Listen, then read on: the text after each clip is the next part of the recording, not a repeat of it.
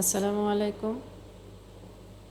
বেগম বদরুন্নেসা সরকারি মহিলা কলেজের উদ্ভিদ বিজ্ঞান বিভাগের অনার্স তৃতীয় বর্ষ ও মাস্টার্সের শিক্ষার্থীরা, আজকে তোমাদের সাথে আছি আমি আসমা নজির, অধ্যাপক উদ্ভিদ বিজ্ঞান বিভাগ। আজকে আমরা পড়ব মলিকুলার বেসিস অফ মিউটেশনস, এটার উপর আজকে আমি দ্বিতীয় লেকচার দিচ্ছি। আমাদের আজকের পঠিতব্য বিষয় what is টটোমেরিজম, tautomerization in nitrogenous bases and forbidden base pair। আজকের লেকচার থেকে তোমরা এই তিনটি বিষয়ের ধারণা পাবে। আমরা গত ক্লাসে পড়েছি substitution mutation, molecular basis of মিউটেশনের প্রথম লেকচারে তোমাদের এটার উপরে বিশদভাবে বিস্তারিত ছিল। সেটার জের ধরে আজকের লেকচারটা শুরু করতে যাচ্ছি। সেক্ষেত্রে আমরা আরেকবার একটু দেখে নেই সাবস্টিটিউশন মিউটেশন কাকে বলে। যখন কোনো ডিএনএর একটি নাইট্রোজেনাস বেস অন্য আরেকটি নাইট্রোজেনাস বেস দ্বারা প্রতিস্থাপিত হয় তখন তাকে সাবস্টিটিউশন মিউটেশন বলে। যে বিশেষ কারণে এটা ঘটে থাকে তাকে টটোমেরিজম বলে। স্পন্টেনিয়াস মিউটেশন বা ইনডিউসড মিউটেশন উভয় ক্ষেত্রেই টটোমেরিজম ঘটতে পারে। অর্থাৎ বিষয়টা হচ্ছে তোমাদের মাথায় রাখতে হবে এই মিউটেশন করার সময় সবসময় পাইরিমিডিন বেস কোনগুলি এবং পিউরিন বেস কোনগুলি। পিউরিন বেস আমরা জানি অ্যাডেনিন এবং গুয়ানিন, আর পাইরিমিডিন বেস হচ্ছে থাইমিন, সাইটোসিন, ইউরাসিন।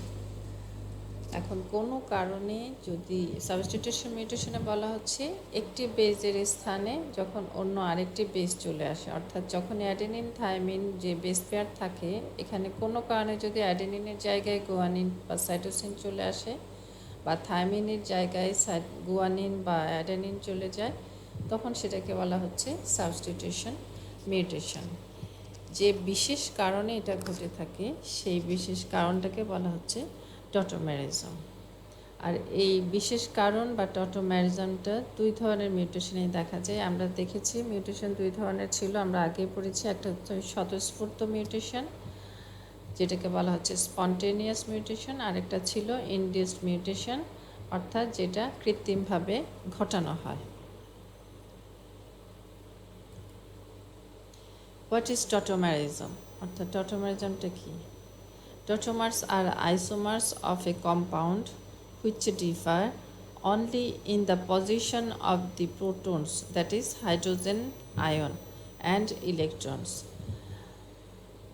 অর্থাৎ একটা কম্পাউন্ড বা যৌগের আইসোমারের মধ্যে যদি কোনো কারণে শুধুমাত্র হাইড্রোজেন আয়নের অর্থাৎ প্রোটনের অবস্থানের পরিবর্তন ঘটে তখন সেটাকে বলা হচ্ছে টটোমেরিজম। The carbon skeleton of the compound is unchanged। Carbon skeleton যেটা থাকে সেই যৌগের সেটা অপরিবর্তিত থাকে, শুধুমাত্র হাইড্রোজেন আয়নের অবস্থানে বা পজিশনে পরিবর্তন ঘটে। The reaction which involves simple proton transfer in an intramolecular fashion is called a tautomerism। অর্থাৎ মলিকুলার পর্যায়ে যখন শুধুমাত্র হাইড্রোজেনের অবস্থানের পরিবর্তন ঘটে তখন সেটাকে টটোমেরিজম বলা হচ্ছে। আমরা একটু ছবি সহ দেখি। ছবি তোমাদের বইতে এই ফাঁকে বলে রাখছি, তোমাদের বইতে অনেক প্রিন্টিং মিস্টেক আছে। আমি আশা করব এই লেকচার থেকে তোমরা সেই প্রিন্টিং মিস্টেকগুলো ঠিক করে নেবে। তোমাদের বোঝার সুবিধার্থে তোমাদের বইয়ের ছবি এখানে আমি দিয়েছি। প্রথমে দেখি টটোমারাইজেশন। দি অ্যামাইনো গ্রুপ, এটা হচ্ছে NH2, এটা হচ্ছে amino group. The amino group of cytosine and adenine is converted into imino NH। এখানে দেখো H2 ছিল, এটা NH, এটা অ্যামাইনো ছিল, একটা H কমে গেছে তখন সেটাকে বলা হচ্ছে ইমিনো গ্রুপ। অ্যান্ড লাইকওয়াজ একইভাবে কিটো C+O group of thymine and guanine is converted to enol group OH। তাহলে কি হচ্ছে, সাইটোসিন এবং অ্যাডেনিনে যে নর্মাল অ্যামাইনো গ্রুপ আছে এই অ্যামাইনো গ্রুপ NH2 থেকে যদি একটা হাইড্রোজেন সরে যায় তখন সেটা হয়ে যাচ্ছে ইমিনো গ্রুপ। একইভাবে থাইমিন এবং গুয়ানিনের নর্মালি কিটো অবস্থা থাকে C double bond O is convert. কোনো কারণে যদি এইখান থেকে একটা হাইড্রোজেন অ্যাড হয় তখন সেখানে বলা হচ্ছে এটা ইনল গ্রুপ হয়ে যাচ্ছে। আচ্ছা, ছবিতেই আমরা আর একটু দেখব টটোমেরিক থাইমিনস। আচ্ছা, এটা পরে দেখি। ছবিতে আমরা তাহলে প্রথমে দেখি সাইটোসিনের কী অবস্থা। সাইটোসিনের অ্যামাইনো গ্রুপ, এটা হচ্ছে সাইটোসিন। এখানে 5টা কার্বন আইডেন্টিফাই করা আছে, 1 2 3 4 5 6, 1 কার্বন, এটা হচ্ছে 6 নাম্বার কার্বন।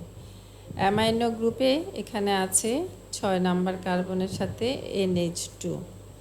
যখন সাইটোসিনের টটোমেরিজম ঘটবে অর্থাৎ প্রোটন শিফট হবে, আয়ন একটা হাইড্রোজেন আয়নের শিফটিং ঘটবে, তখন এটা এখান থেকে H2 থেকে একটা H আস্তে করে এখানে চলে আসে 1 নাম্বার কার্বনের সাথে, তখন এটা হয়ে যাচ্ছে NH। এটা দেখো এই যে এখানে, তখন এটাকে বলা হচ্ছে ইমিনো গ্রুপ। নর্মালি হচ্ছে অ্যামাইনো ফর্ম NH2, 6 নাম্বার কার্বনের সাথে NH2 এবং 1 নাম্বার কার্বনে শুধু N। যখন সেটা ইমিনো ফর্মে চলে আসে, হাইড্রোজেন শিফটিং ঘটে, তখন সেটা চলে আসছে NH, আর এখান থেকে একটা H এখানে চলে আসে NH। একইভাবে থাইমিনে যদি টটোমেরিজম ঘটে, 1 নাম্বার কার্বনে আছে NH, 6 নাম্বার কার্বনে আছে অক্সিজেন সি ডাবল বন্ড ও, অর্থাৎ এটা নর্মালি কিটো ফর্মে, এখানে যে পড়েছি কিটো ফর্ম। থাইমিনে যখন টটোমেরিজম ঘটে অর্থাৎ হাইড্রোজেনের শিফটিং ঘটে, তখন যেটা হয় সেটা হচ্ছে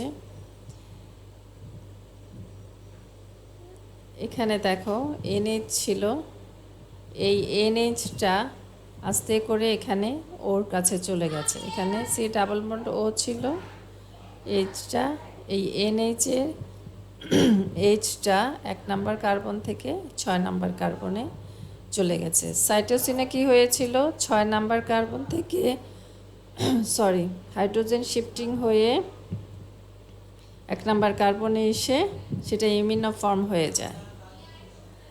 আবার থাইমিনে যখন টটোমেরিজম ঘটে তখন কি হয়, 1 নাম্বার কার্বন থেকে হাইড্রোজেনটা সরে 6 নাম্বার কার্বনে চলে যায় এবং কিটো ফর্ম থেকে তখন সে ইনল ফর্মে চলে যাচ্ছে। আবার অ্যাডেনিনে নর্মালি অ্যামাইনো ফর্মে থাকে, তখন তার 6 নাম্বার যে কার্বন সেখানে NH2 এবং 1 নাম্বারে শুধু নাইট্রোজেন। এক্ষেত্রে যখন হাইড্রোজেন শিফটিং ঘটে তখন দেখো NH2 ছিল 6 নাম্বার কার্বন থেকে একটা হাইড্রোজেন 1 নাম্বার কার্বনের এখানে এসে NH হয়ে যাচ্ছে নাইট্রোজেনের সাথে, তখন হয়ে যাচ্ছে সেটা ইমিনো ফর্ম। একইভাবে গুয়ানিনে যখন টটোমেরিজম ঘটে, নর্মালি কিটো ফর্মে থাকে গুয়ানিন, 6 নাম্বারে সি ডাবল বন্ড ও এবং 1 নাম্বার কার্বনে সির সাথে NH। এখানে যখন হাইড্রোজেন শিফটিং ঘটে তখন 1 নাম্বার থেকে 6 নাম্বারে হাইড্রোজেন শিফট করে যায়। তাহলে আমরা কি পেলাম, কিটো ফর্ম হচ্ছে পাইরিমিডিন নাইট্রোজেনাস বেজের যে থাইমিন নাইট্রোজেনাস বেজ সেটা কিটো ফর্মে থাকে, এদিকে পিউরিনের গুয়ানিন কিটো ফর্মে থাকে, অর্থাৎ থাইমিন এবং গুয়ানিন নর্মালি কিটো ফর্মে থাকে। এদের হাইড্রোজেন শিফটিং অর্থাৎ টটোমেরিজম ঘটে হচ্ছে 1 নাম্বার কার্বন থেকে 6 নাম্বার কার্বনে হাইড্রোজেন শিফট করে তাদের টটোমেরিজম ঘটে, তখন তারা উভয়ে ইনল ফর্মে চলে যায়। একইভাবে সাইটোসিন এবং অ্যাডেনিন এই দুটো হচ্ছে অ্যামাইনো ফর্মে থাকে। অ্যামাইনো ফর্মে থাকলে সাইটোসিনের 6 নাম্বার থেকে হাইড্রোজেন শিফট করে 1 নাম্বার কার্বনে, একইভাবে অ্যাডেনিনের ক্ষেত্রেও 6 নাম্বার কার্বন থেকে 1 নাম্বার কার্বনে হাইড্রোজেনের শিফটিং ঘটে, তখন এদের অ্যামাইনো ফর্মটা ইমিনো ফর্মে চলে যায়। আশা করি বুঝতে পেরেছো তোমরা। তারপরে আসি, tautomeric thymine pairs with normal guanine and cytosine with adenine. অর্থাৎ যখন থাইমিনে টোটোমেরিজম ঘটে তখন সে কিন্তু বেস পেয়ারের সময় করে গুয়ানিনের সাথে। নর্মালি কিন্তু আমরা জানি থাইমিন বেস পেয়ার হয় অ্যাডেনিনের সাথে, কিন্তু যখন থাইমিনে টোটোমেরিজম ঘটে তখন সে বেস পেয়ারের ক্ষেত্রে গুয়ানিনকে বেছে নেয়। একইভাবে সাইটোসিন বা অ্যাডেনিন উভয়ের ক্ষেত্রে যখন একটাতে টোটোমেরিজম ঘটে তখন সাইটোসিনে ঘটলে সে অ্যাডেনিনকে ডেকে আনে বেস পেয়ারের জন্য, আর অ্যাডেনিনে যদি টোটোমেরিজম ঘটে তখন সে সাইটোসিনকে ডেকে আনে।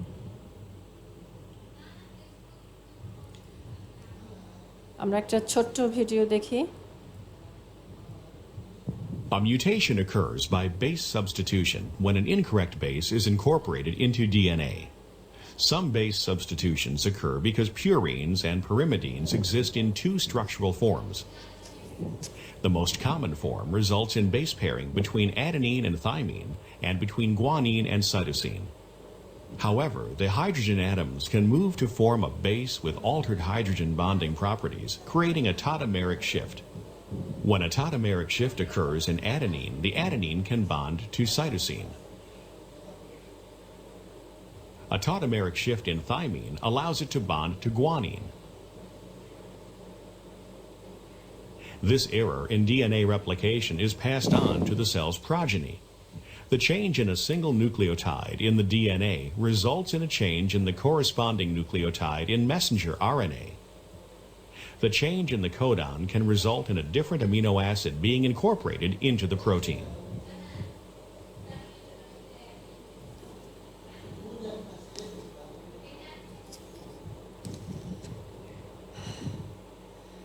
ভিডিওতে আমরা দেখলাম হাইড্রোজেন শিফটিংটা যখন হয় তখন বেস পেয়ারে কী ঘটে, যেটা তার আগে আমি এক্সপ্লেন করেছিলাম। আচ্ছা, এখন আসি আমরা forbidden base pair due to tautomerization. এখানে দেখো, এই ছবিতেই দেখো standard base pairing arrangements. Normally ডিএনএতে যে অবস্থা থাকে, অর্থাৎ থাইমিন কিটো অবস্থায় থাকে এবং তার বেস পেয়ার অ্যাডেনিনের সাথে, এবং অ্যাডেনিনও তখন নর্মাল অ্যামাইনো ফর্মে থাকে। একইভাবে সাইটোসিনের নর্মাল অ্যামাইনো ফর্মের সাথে গুয়ানিনের নর্মাল কিটো ফর্মের বন্ডিং। এখানে থাইমিন দুটো হাইড্রোজেন বন্ড দিয়ে অ্যাডেনিনের সাথে যুক্ত। আমরা কথাটা অন্যভাবে বললে অ্যাডেনিন দুটো হাইড্রোজেন বন্ড দিয়ে থাইমিনের সাথে যুক্ত। একইভাবে সাইটোসিন এবং গুয়ানিন তারা পরস্পর 3টা হাইড্রোজেন বন্ডের মাধ্যমে পরস্পর বেস পেয়ার গঠন করে। এটা হচ্ছে নর্মাল ডিএনএর অবস্থা। কিন্তু যখন টোটোমেরিজম ঘটে, টোটোমেরিজমের ফলে অ্যানোমেলাস অর্থাৎ অনিয়মিত বা ভিন্ন রকম বেস পেয়ারিং দেখা যায়, অর্থাৎ anomalous base pairing arrangements.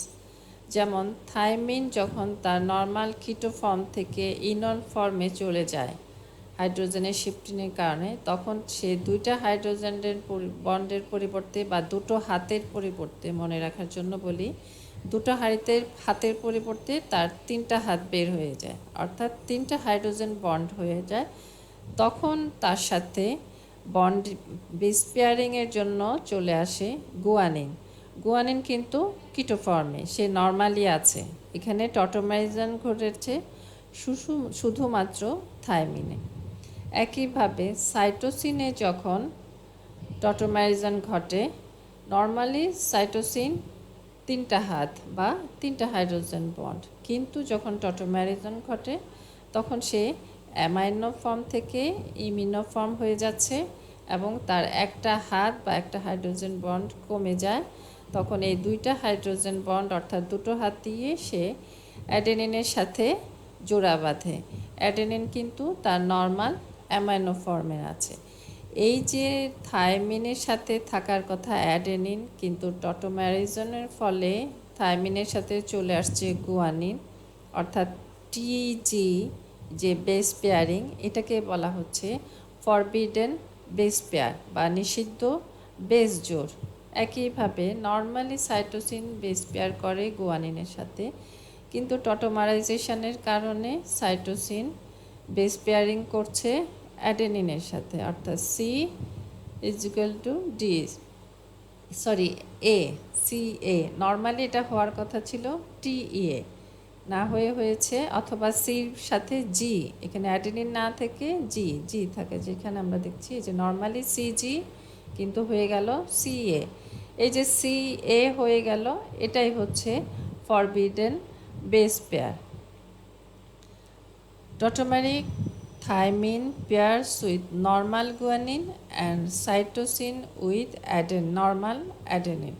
Such pairing of nitrogenous bases are known as forbidden base pairs of unusual base pair. এগুলোকে বলা হচ্ছে ফরবিডেন বেস পেয়ার। এবং এই যে সূক্ষ্মভাবে একটা হাইড্রোজেন শিফটিংয়ের কারণে বেস পেয়ারিংয়ে চেঞ্জ আসছে, সেটাই হচ্ছে সাবস্টিটিউশন মিউটেশন। এই ছবিতে আমরা আরেকটু দেখি, সাইটোসিনে টটোমারাইজেশন ঘটেছে, তার ফলে সাইটোসিন অ্যাডেনিনের সাথে বেস পেয়ার করে C is equal to A, C double বন্ডে, এটা একটা ফরবিডেন বেস পেয়ার। আবার থাইমিন, তার মধ্যে টটোমারাইজেশন ঘটে, এই টটোমারাইজেশনের ফলে সে অ্যাডেনিনের পরিবর্তে গুয়ানিনের সাথে বেস পেয়ার করে, অর্থাৎ টি ট্রিপল বন্ড জি, তিনটা হাইড্রোজেন বন্ড টি জি, এটা ফরবিডেন বেস পেয়ার। আবার অ্যাডেনিনে যখন টটোমারাইজেশন ঘটছে, তখন তার থাইমিনের সাথে না হয়ে সাইটোসিনের সাথে বেস পেয়ার করছে, যেটা আমরা আগেও দেখেছি, অর্থাৎ এ সি, এটাও ফরবিডেন বেস পেয়ার। আবার গুয়ানিনে যখন টটোমারাইজেশন ঘটছে, এই টটোমারাইজেশনের ফলে গুয়ানিন তিনটা হাইড্রোজেন বন্ড দিয়ে থাইমিনের সাথে বেস পেয়ার করছে। নর্মালি গুয়ানিন বেস পেয়ার করে সাইটোসিনের সাথে জিসি বা সিজি, কিন্তু হয়ে যাচ্ছে এখানে জিটি, এটাও ফরবিডেন বেস পেয়ার বা নিষিদ্ধ বেস জোড়।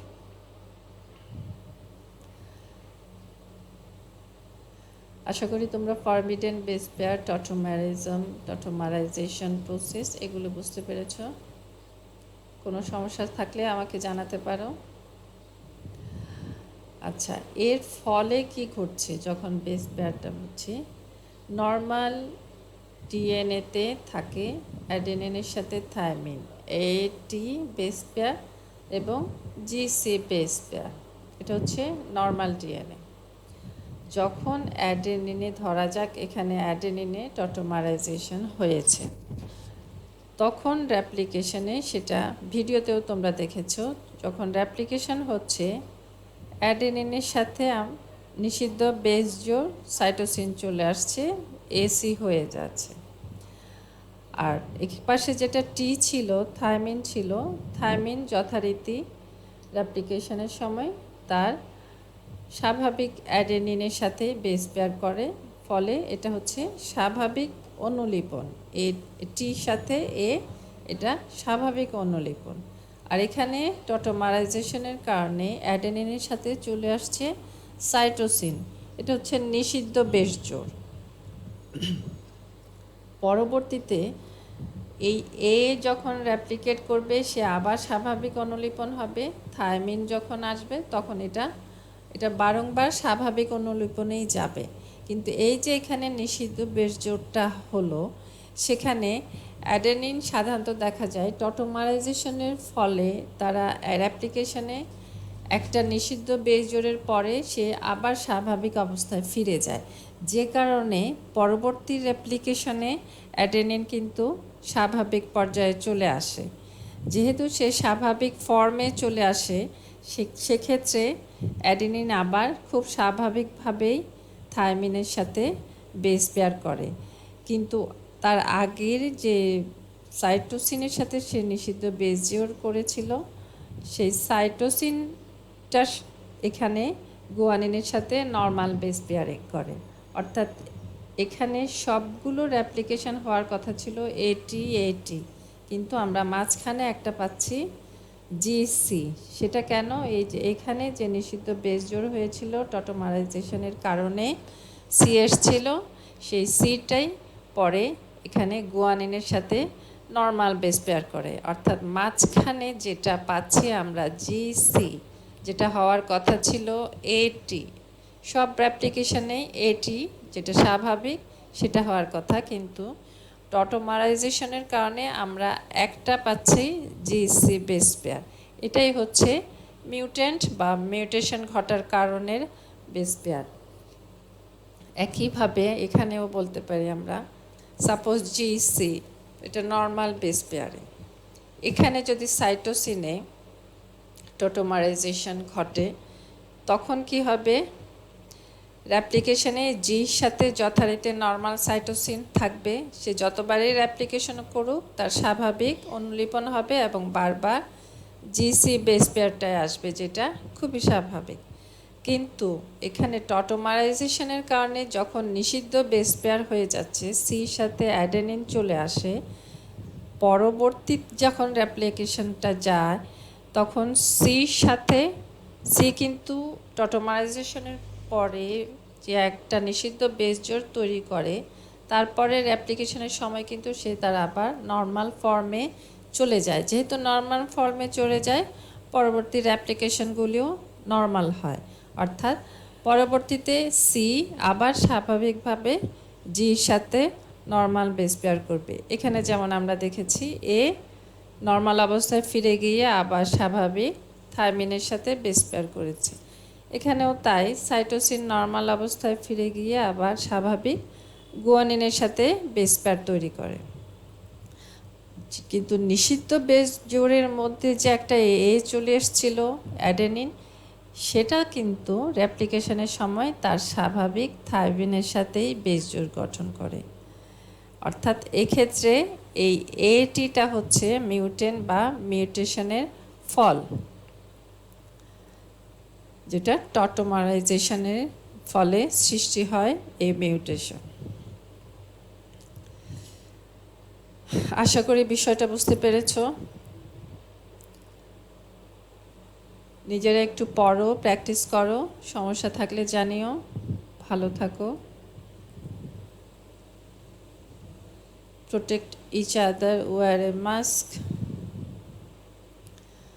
স্বাস্থ্যবিধি মেনে বাসায় থাকো, পড়াশোনা করো। ধন্যবাদ সবাইকে।